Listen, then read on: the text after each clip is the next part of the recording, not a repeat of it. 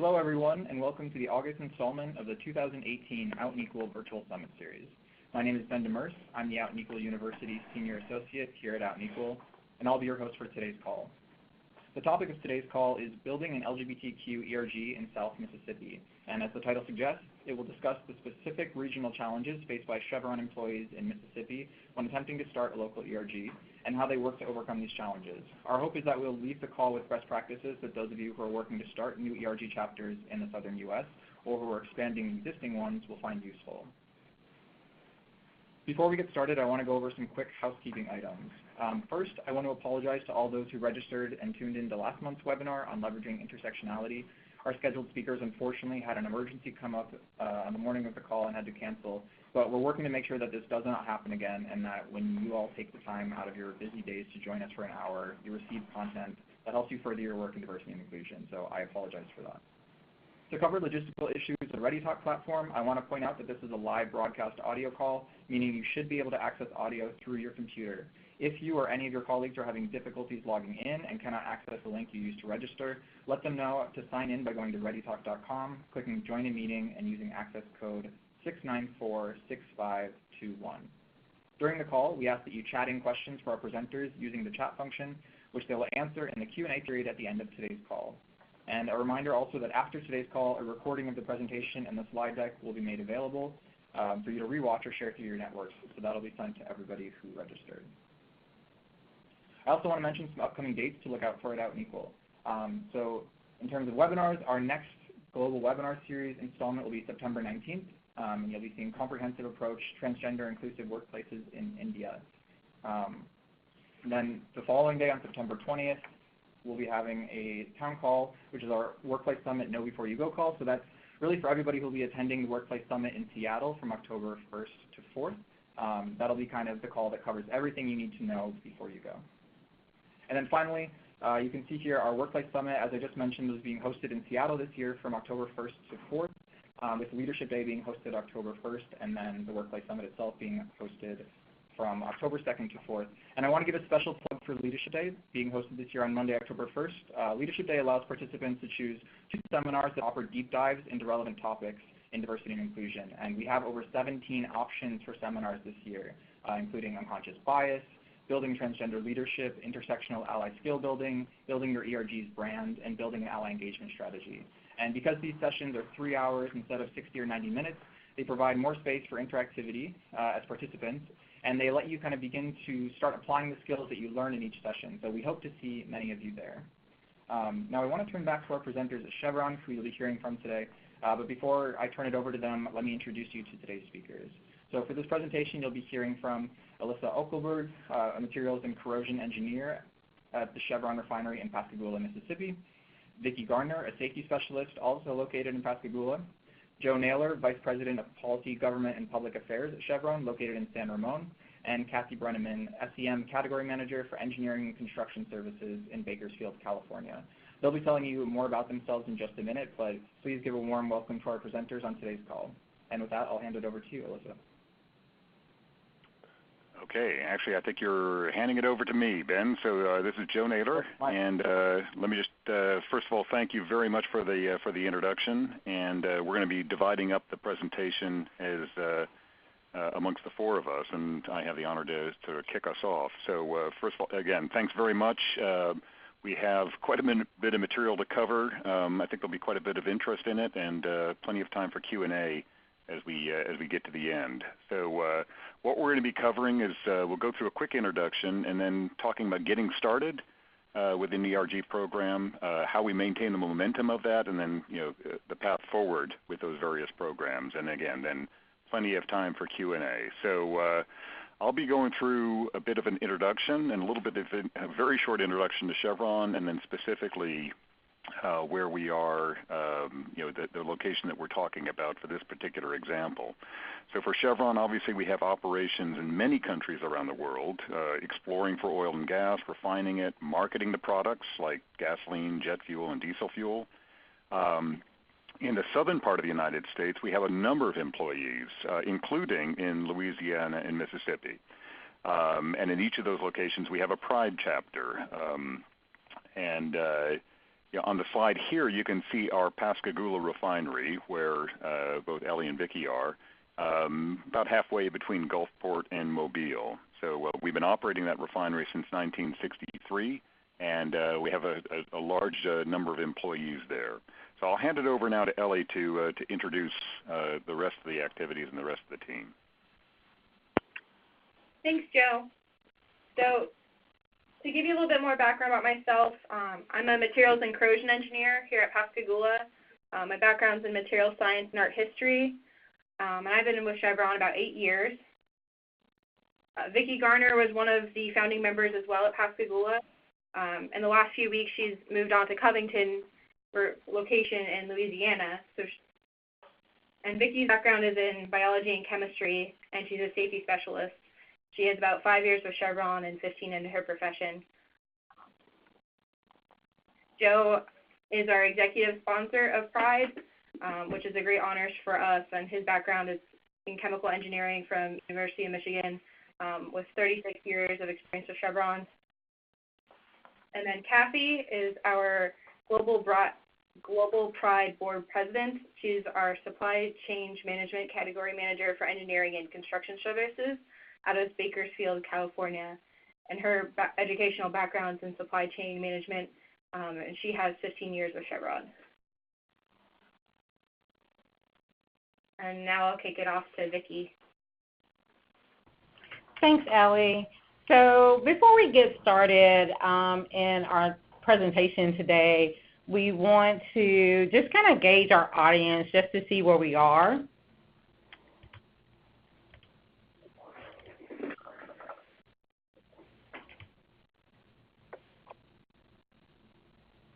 And so we're going to do a quick poll asking, are you looking to start a new LGBTQ ERG at your organization? So yes, no, we already have one, or no, and we do not already have one.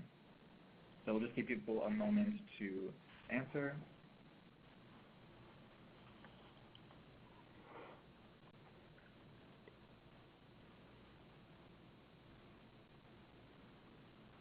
And so if we show the results, we can see that actually many people on today's call have already started a new LGBTQ ERG, and so maybe you're looking for best tips on how to progress that, and then a few are also looking to start a new chapter, which hopefully you also get best practices for today. So I'll hand it back to you, Vicki. Okay, thanks. And so I'll now hand over to Joe to talk more on our corporate policy. Okay, fantastic. You can see how we're tag teaming this here.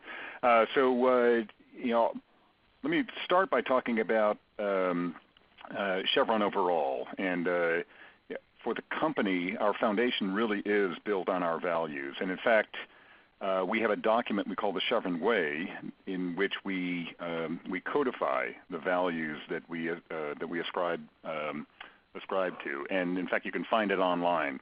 And diversity inclusion is one of those core values that is in the Chevron Way, and it really is integral to the way in which we work with one another and how we treat all of our employees. We're focused on trying to foster an inclusive work environment that really values the uniqueness and the diversity of all of the employees, their individual talents, background, and ideas. And the Chevron Way, it really guides the vision and mission, as you see here, of each of the networks. So we have 12 employee networks, including the PRIDE network. So, you know, it really is all part of what we're trying to do as a company to foster that more inclusive work environment. And it really starts at the top. So our CEO, Mike Wirth, is an extremely strong proponent of diversity and inclusion. He's new in his role. He began in February of this year, but in his prior roles, he is renowned as being a very, very strong proponent of diversity and inclusion. So I think under his leadership, we certainly have cultivated this diverse and inclusive work environment. And, you know, I think if you were to ask Mike, why are we doing this, he has two answers. It's the right thing to do, and it's good for business. And I think that is, I think that captures it in a nutshell. So again, I think we recognize that our business success requires everybody to bring their full self to work, which means they have to feel valued, their experiences need to be valued, their backgrounds need to be valued. and their voices need to be heard. We do have on this next slide just a few statistics to share with you on how we are on our diversity and inclusion journey, and we monitor this continuously. And so just one of the metrics we look at are the percentage of company leaders that are non-Caucasian men or women. And here you can see roughly a third of our leaders are women or non-Caucasian men. We have 12 employee networks with 20,000 chapters. This slide was from a previous presentation that was used, but in fact we don't have 9 PRIDE chapters. I believe we're now up to 14 PRIDE chapters around the world. So we're very pleased with the progress that's being made with the number of people that are joining those PRIDE chapters and new chapters that are opening up. And they are opening up many places around the world. A lot of this is, we've actually incorporated the sentiment here in our corporate policies. And in fact, one of the things in our corporate policies is the making sure that we understand that harassment will not be tolerated, whether based on sex, gender identity, sexual orientation, or otherwise. And in fact, we'd had the sexual orientation in our corporate policy all the way back to 1993, and I think Ellie will talk about that in a few moments. So this has been part of the way in which we operate as a company for 25 years. So with that, let me hand it over now to Kathy, and I believe she'll run through some additional information. Yes, good morning. This is Kathy Brenneman. As was introduced, I am the president of the Global PRIDE Network Board. We're very proud of the milestones that we achieved with Chevron. And as you can see, the network actually started very small. We only had probably 5 or 6 individuals who were interested in seeing what Chevron could do for their LGBT employees. And back in 1991, the Chevron Lesbian and Gay Employee Association actually started, and we became the actual first employee resource group to be formed at Chevron. In 1993, we became the first major U.S. oil and gas company to add sexual orientation and anti-discrimination policies to our EEO policies. In 1997, we became the first major U.S. oil and gas company to offer domestic partner benefits. In 2009, the PRIDE Network started growing, and the membership grew to over 500 members in that specific given time. In 2011, Chevron knew that our employee benefits were not complete. We needed to address a portion of our LGBT employees, and that is the T, our transgendered employees, and how we needed to be able to provide comprehensive benefits for them. And in 2011, we expanded our health care benefits for transgender employees, and we are the #1 oil and gas company to have the most comprehensive transgender health benefits within our peers. In 2013, the PRIDE membership surpassed 1,000 members. And as of today, as Joe alluded, we have 14 chapters globally, and we are now over almost 1,700 members. So we are extremely excited about that. And then finally, covering a little bit more about our transgender benefits. Transgender at Chevron is a program that we've rolled out, and it's based on the HRC Foundation, the Gender PAC, Out and Equal Workplace Advocates. We've been noted as best practices from other companies. It was originally published in 2005 and appeared at the HRC Foundation website as an industry best practice. And then we had the addition of the gender identity added to our EEO policies. So you won't find an LGBT employee that works for Chevron that's going to want to go somewhere else, because we have support from the very top. and we are all very proud to be working for this company. Now I'm going to pass this over to Ellie.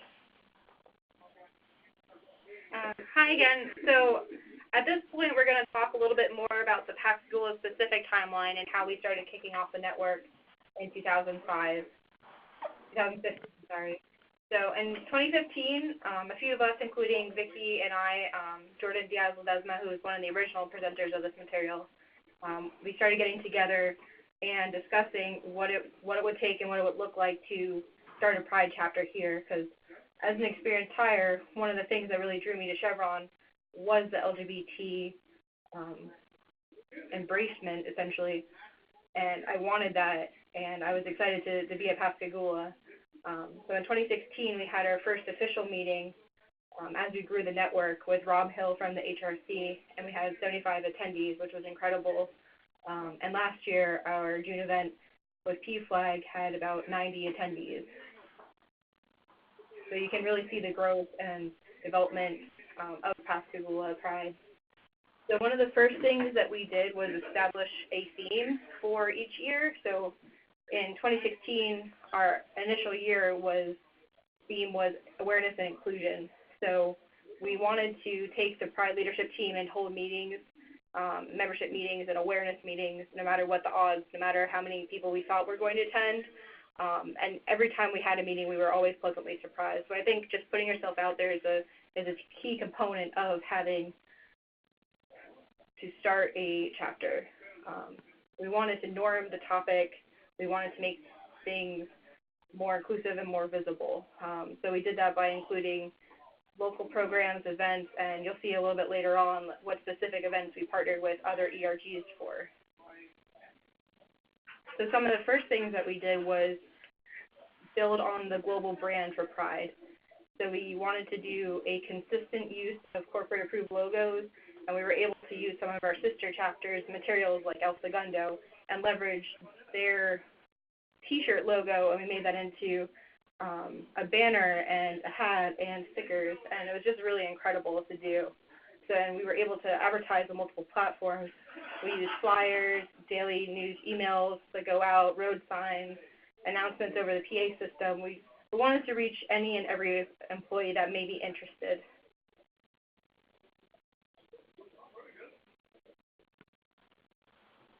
So one of the first campaigns we did was an inclusion zone type of sticker.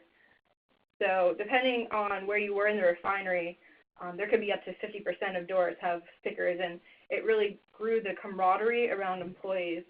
It was very positive feedback, very visible support, because we do have a number of LGBT employees in different stages of being out at work and not.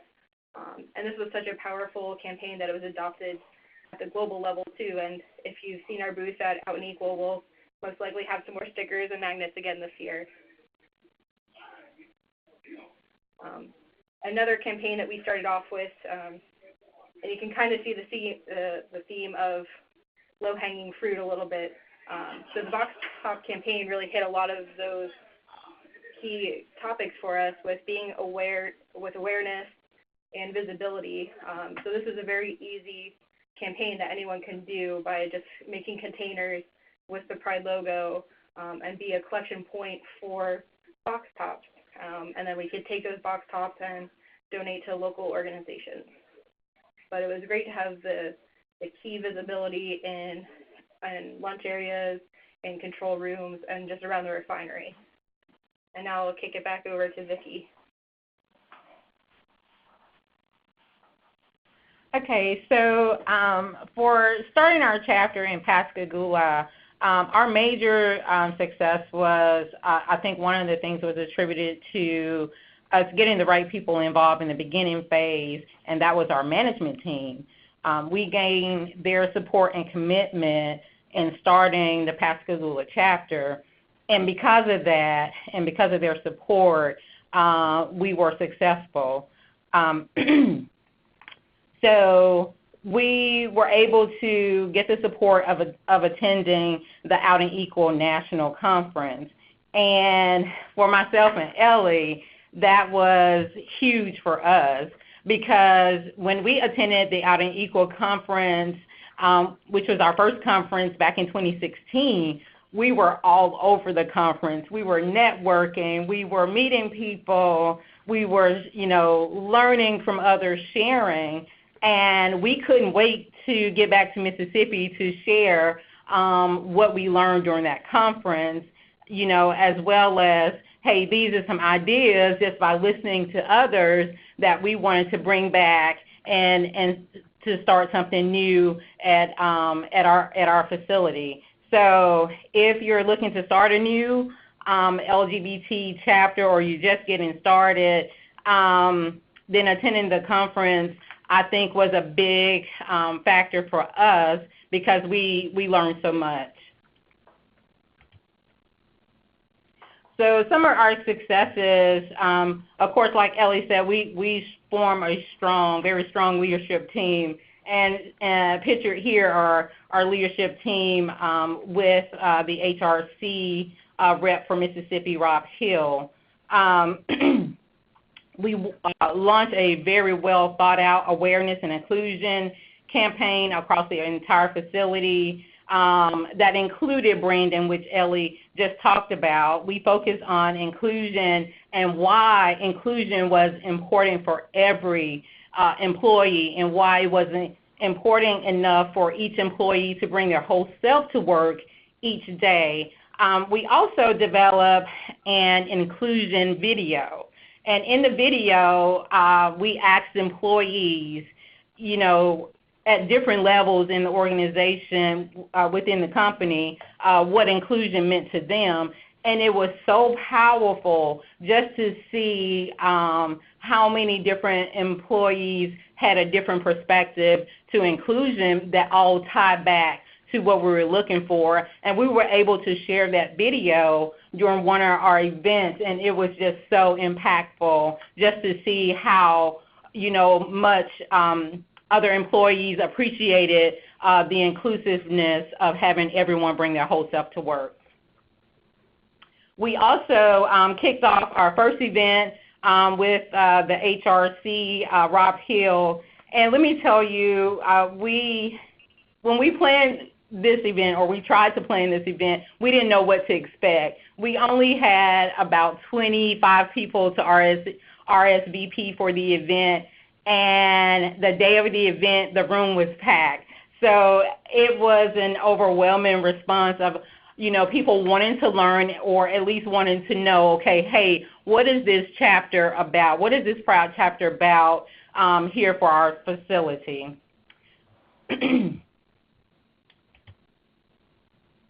So maintaining the momentum.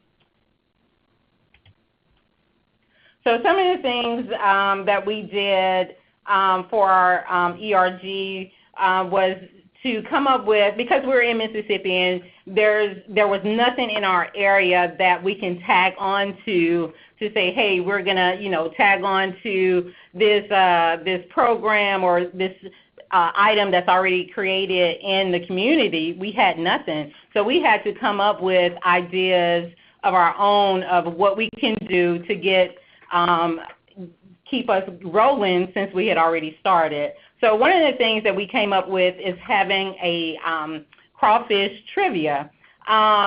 So we served crawfish while we had trivia. And so because we had already started and we were going, we wanted to see if our employee workforce was listening to us.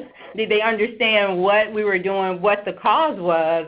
And so a lot of our questions had to do with, for the trivia, things that we had already done within the organization that we presented to them there in the at the facility. And we were amazed at the amount of people that showed up and the competitiveness of the trivia. So we asked a lot of questions about LGBT and just trying to gauge the knowledge and make it a learning opportunity as well. So we also, things that we did was tag on and network with other internal employee resource groups. So we did the annual Deborah Washington Soapbox Derby with our Black Employee Network and our Enable Network. So this allowed for us an opportunity to be in the community again with an already established event so that we can make our presence known in the local area. This also afforded us the opportunity to network with other employees that may have not, we may have not encountered already. We also did a book drive for the local community. That was a success. We teamed with our SOMOS network to do this. So this was another avenue to do something for our local community. One of my favorite things that we did was the hygiene drive with our veterans network. This hygiene drive was to support our local veterans. And this event, we collected so many items, and we were able to donate it to the local VA facility along the Mississippi Gulf Coast. So that was a great response, and the camaraderie from that local chapter, they were very appreciative that we were thinking of them, and that was another way for us to be out doing things in the community for our local chapter. We also did things that also build on our employees. So we had career development planning discussions, and we teamed with our Boomers Network to have a lunch and learn while we hosted our human resources business partner to kind of educate our employees what they need to do internally towards their career. And one of my favorite things was also the 5K Race for a Cure that we teamed with Women's Network. So we had employees to sign up. We covered the cost for this 5K run, but it was also another way for us to be visibly in a different part of our community to show that, hey, our company is doing this, but also our Pride chapter is also doing this type of work in the community. So those are some of the things that we have been able to do on our own and through partnerships with some of our internal resources. And at this time, I kick it back to you, Ellie. Thanks, Vicki. Yeah, as Vicki was mentioning, some of these events have been incredible, and we've taken the most popular events and redone them from year to year to become signature events, and that really helps with the planning as well, because once you have everything together, once you have the trivia questions together, it's very easy to refresh. So the important part is just starting and just seeing what works and seeing what works well for your community. Because every Pride chapter, every company, and everyone is so different. Everyone has their unique story, and it's important to listen and figure out what's going to work best. So one of the things that we felt was very important was recognition of some of the management that was just incredibly supportive. Alan Phillips was amazing. Day one, just tell me more. What do I need to do to support you? And very servant leadership, which is very classical Chevron. And when we kicked off the sticker campaign, we started off with management and let it trickle down and with the leadership team and trickle up. And then as people would see the stickers, they would ask questions, and then you would use that opportunity to hand out more stickers. And when you hand it out, you hand out 4, so that way they have a conversation. It was a very organic and very natural way to get stickers out there for the first couple months.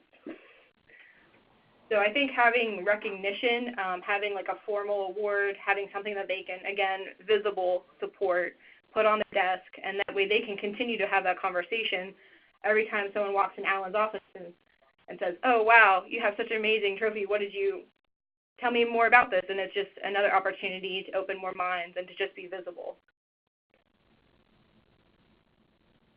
So with the 2017 June Pride event, we had Miss Jean Marie Nevada from PFLAG, who was, again, incredible, who told a little bit of her story and, what it means to be a straight ally, and what does that mean to be visible, and what does that mean to be on your own journey as an ally, from awareness to tolerance to acceptance to being a super ally. I mean, everyone's on their own journey, no matter where you are. And again, we had a great attendance. With our first event, we have a certain number of RSVPs, but you really don't know who's going to come. And we ordered 2 times lunches, and we still ran out. And it's a great problem to have because you have so much support and you have so many people that just want to listen. If you just make that conversation available to people.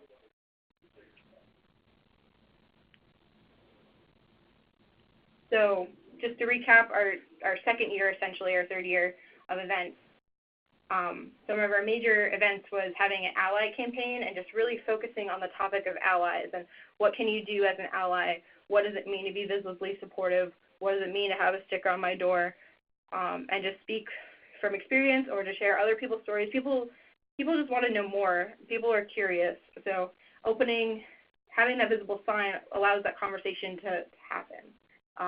One of the other things we did is that we started to expand the leadership team. That way we could have more events. And once you start having official members, those members bring more members, and those members bring more members. So probably getting the first dozen members was very difficult in the sense of it took so much time to get that. But once you hit a certain number, it just grows and expands from there.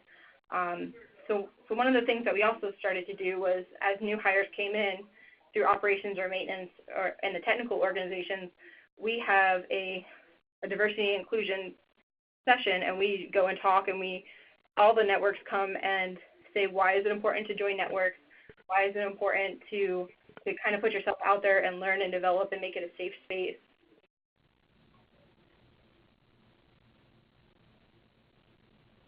So going forward to 2018 and beyond, we are continuing to focus on some of our signature events like the crawfish and trivia.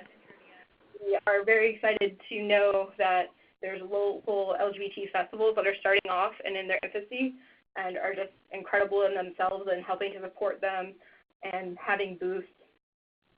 One of the items that we've been helping with and as a part of is the Rainbow Tour, which is a global pride initiative to have signature events, standalone events that may be recorded and available to other people and just improve the visibility of Pride as a group.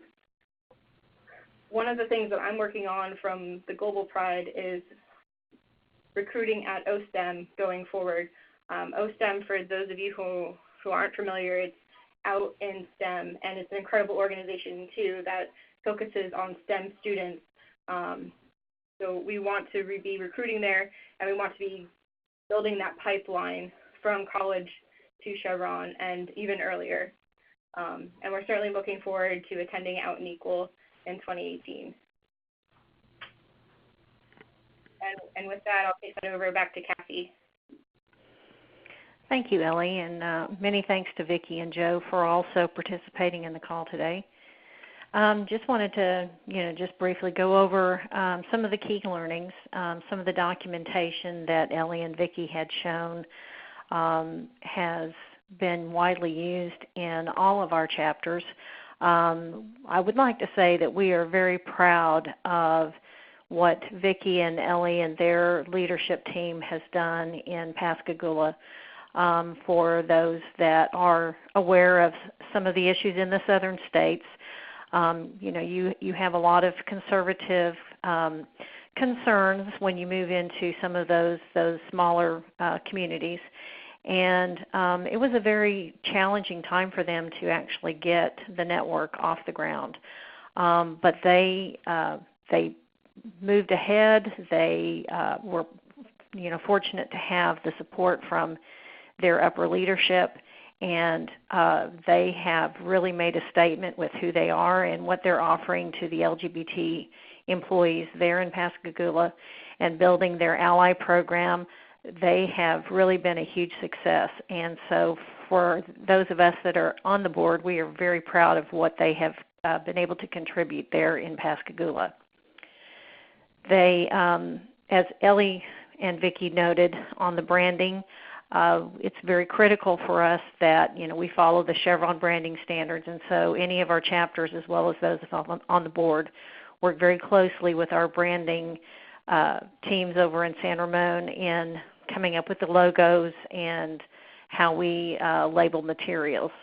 So that's critically important for any employee resource group, is to ensure that they're using their corporate standards for their branding. Gaining buy-in from your management. Again, we are very lucky at Chevron because we have the support from our CEO all the way down.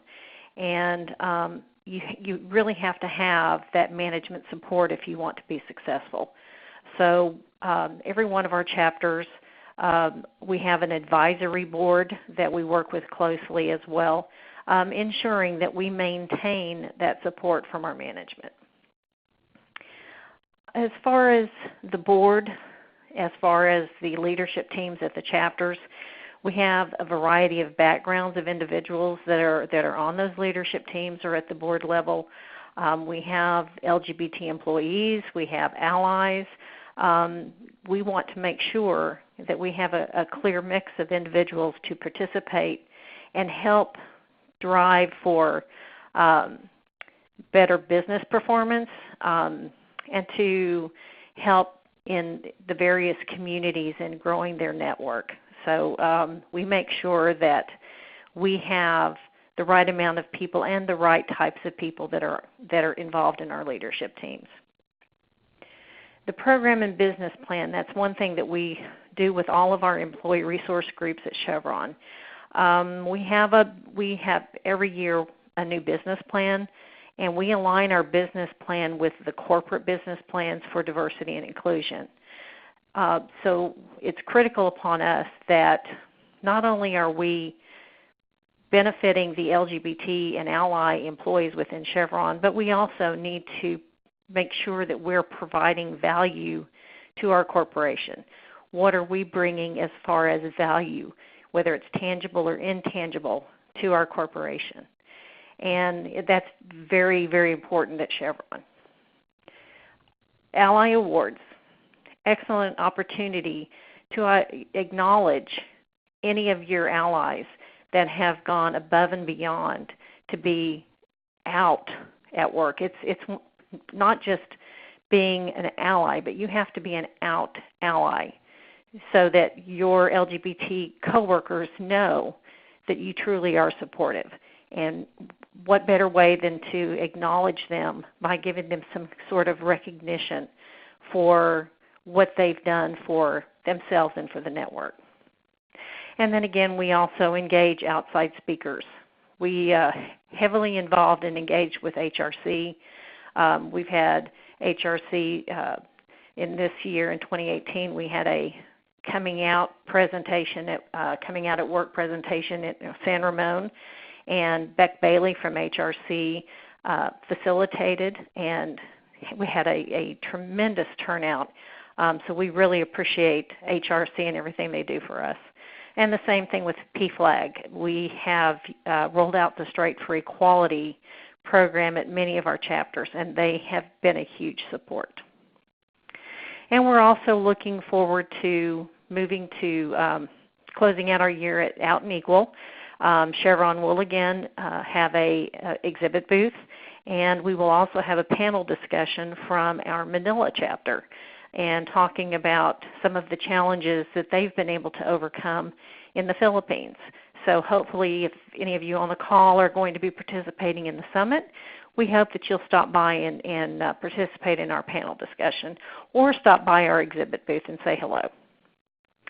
So for that, I would like to say thank you on behalf of Chevron for listening to us today and participating in this call. And if there is any information that you would like, you can always reach out to us, and we would be happy to assist you in development of your ERG, or providing any additional information on how you can do things better.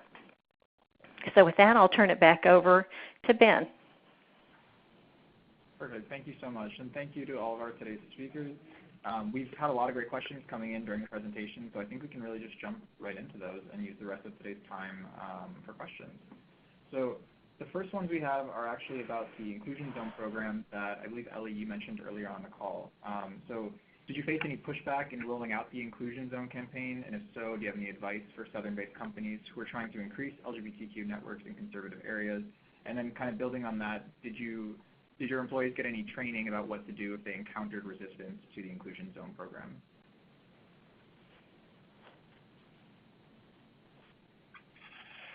So one of the things that I think that we did to make the Inclusion Zone program successful was just trickling them out, as I mentioned before, like starting at the top with management. That way when you walk down the corner offices, you see Inclusion Zone, Inclusion Zone, Inclusion Zone, and that speaks volumes on itself. And then just ordering extra, so if stickers happen to come down for whatever reason, you're able to put them up and keep putting them back up. And then after a while, they stay up. And I think that perseverance and that resilience is critical, so making sure you have extra. I think looking back, having some kind of training would have been good with rolling out the Sticker Zone campaign. So so one of the things that we're doing with the Rainbow Tour is we're starting to do like an actionable ally type of event. So the stickers will be at a certain level of training, or once you accumulate so many points, you'll be giving a sticker or a magnet. And that program, I think, is working well. And Kathy, you can speak a little bit more, but that's how it was rolled out to other sites. Yes, we're actually using the Actionable Ally program corporate-wide within our global Pride board, rolling it out to the different chapters, and being able to engage our allies. And we actually will have some of these stickers and magnets at our exhibit booth at Out and Equal. We had some last year as well. There are more and more business units within Chevron that are starting to see the Inclusion Zone stickers and magnets popping up, because everyone is seeing the value of identifying themselves as being an ally and what it truly means to be an ally. Yeah, and that was a really... Sorry, Joe. Sorry, Ellie, go ahead. I was just going to add one thing, maybe on a slightly broader perspective. We've got many parts of the company are going through sort of a year-long inclusion training, to get greater awareness of, personal behaviors, personal biases, and that sort of thing. And I think the Inclusion Zone sentiment that I think Ellie and Kathy are describing, while in this particular case sort of specific to the Pride Network, it fits within a much broader effort to take us even further as a company in our inclusion journey. So I think it's, it's not like we're pushing on an open door there, but I think there's there's fertile ground, I think, for having the type of conversations that both Ellie and Kathy have referred to. And then another thing that that was done also at the Pascagoula refinery was we had a year-long, once-a-month session to sit and discuss biases. So every month from our general manager, there came that training information, and we all had to sit in our individual work groups and sit and have those discussions and talks about inclusion and biases, whether conscious or unconscious. So those are some of the things that we did do at the refinery, a year long, once a month. These are the topics that we talked about, different types of biases with, scripted information, with videos, with additional links, additional resources. So that was very helpful across our organization from that perspective. Great, fantastic.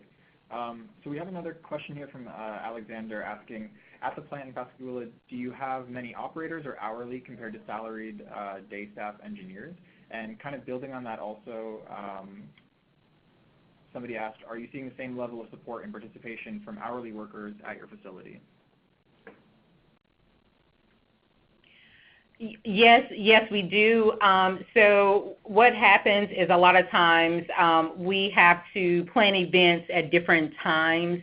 So if we plan something during the lunchtime frame, you can pretty much get a good bit of salary employees, but a lot of times we would have to plan something towards the end of the day or a weekend activity to incorporate our other employees that work in our other areas of the facility. So what we try to do is plan events and functions that target all different aspects of our workforce. Yeah, and one of the things that Jordan and I worked on was creating diversity topics and diversity moments and getting those published on our diversity page. That way, if people were looking for LGBT content, they could easily find it, and just making it available to our hourly employees who may not be able to get away from their console during lunch, as Vicki was saying, but are better off coming after the work shift ends or right before the work shift ends.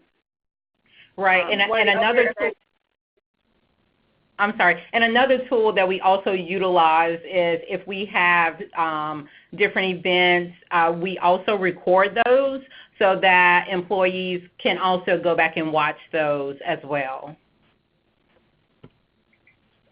And then another event that we've partnered with other networks on is called Operation Freeze, where we actually go to all the control rooms on a rotation through all the networks, and we have ice cream, and we basically talk about the different networks and what we provide and what upcoming events we have. And it's also a good time to kind of check in on your top boxes at all of the control rooms and make sure that they know that that's important and that you're collecting them, and that just putting a face to a network and just being approachable and knowing who are your resources and where to find resources. Great. We have a question here from Ray asking, did you experience any resistance from the external local community outside of Chevron, and if so, how did you overcome this resistance? Actually, we did not get any kind of resistance outside of Chevron. I think other organizations and people in general in the community are looking for avenues that we kind of offer to our employees and other events that we are doing in the community. They're looking for things like that. So to tag on to what Ellie was saying about the festivals, I think that's why there's now a festival coming to that area.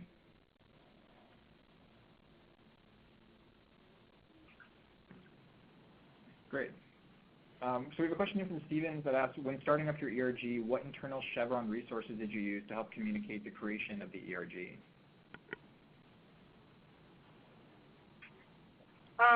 So one of the first things I did was reach out to the Pride president at the time and kind of see who started the last network and who are some good examples from other networks. So I probably talked to maybe half of the chapter leads, just trying to get a sense of what they did and what they're going through and what some great events that they have, and any advice they have for us.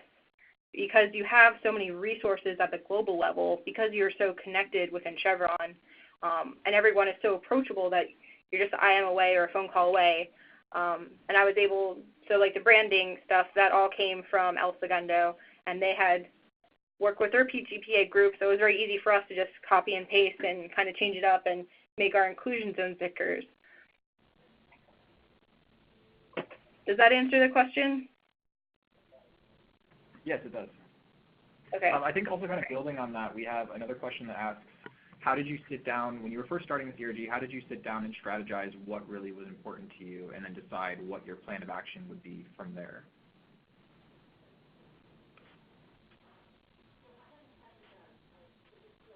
Well, essentially, we pulled together our team of folks, and we discussed what would be important, one, for the business, from a business perspective. What do we want to gain? How can we help our employees by bringing this particular employee resource group to our facility? How can we engage them with this Pride chapter?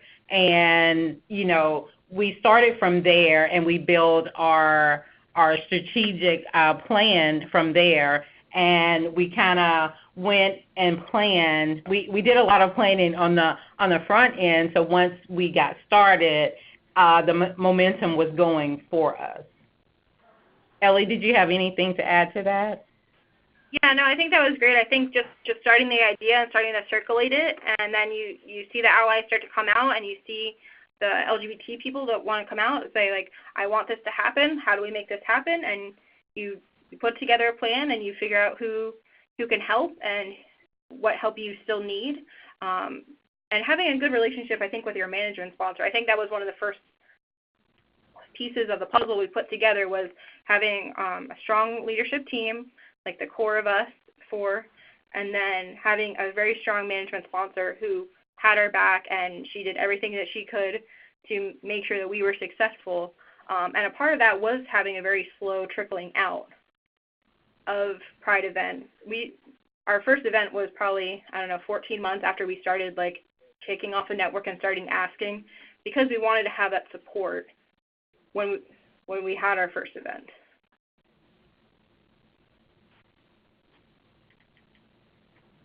Great. We have another question here, which I think is becoming a big topic of discussion as companies look to become more engaged, not only internally to support their employees, but also externally to become more involved advocating around LGBTQ issues. Have you engaged in any external political activity in Mississippi as an ERG?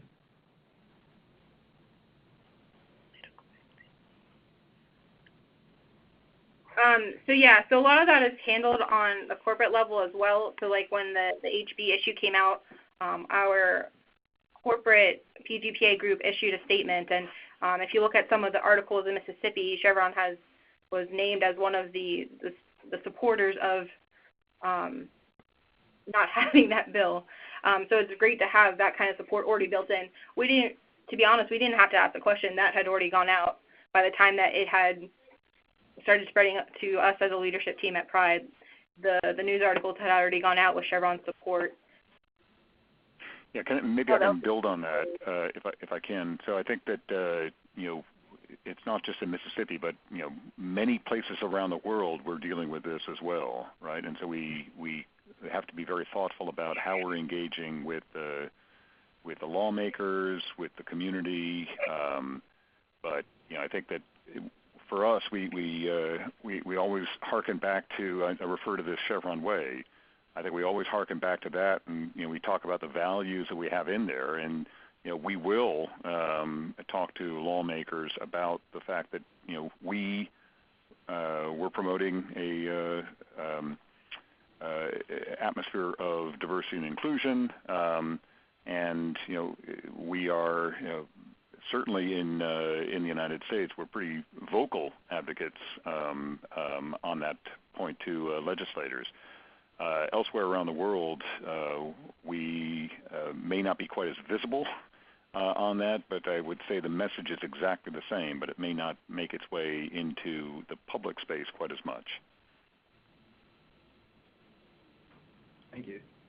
We have a question from Elizabeth asking about branding and how your ERG worked with your branding departments within Chevron to kind of partner on corporate marketing and branding for LGBTQ people. Well, Kathy, I can answer that. Yeah, I'll answer that. Chevron branding, they're very it's very standardized across the board for all of the all of Chevron. We can't just come up with clever ideas and that sort of thing without going through branding first. So we're very fortunate that the branding team that we have tries to accommodate and work closely with each one of the employee networks to ensure that, number one, we have the ability to have our logo, our brands, whenever we go out into the community. Like, for example, on our shirts, we have Pride Network shirts. We have giveaways that we give out at our different, like the Out and Equal Summit, or when we have events, at our different chapters, and they'll have tables out and they'll have different branded logo, giveaway items. So we work very closely in developing those logos with the branding department. We may see some, other organizations that have some very clever looking logos, and we think, wow, that would be really good to, roll out here for Chevron. We work with branding, and, they have to go through all of their approval processes, make sure that, it's appropriate for something for us to use within our company. And, they will, if they can, they'll make it happen. And so, we just have a really good working relationship with them. So, it's not a problem for us to be able to come to them with something new and have them, look at it, determine, if it would be appropriate for us, and then be able to help us develop it and roll it out. Perfect. Thank you, Kathy. I think we have enough time for one last question. So this question is, do you celebrate National Coming Out Day in your organization? And if so, how do you celebrate and recognize it?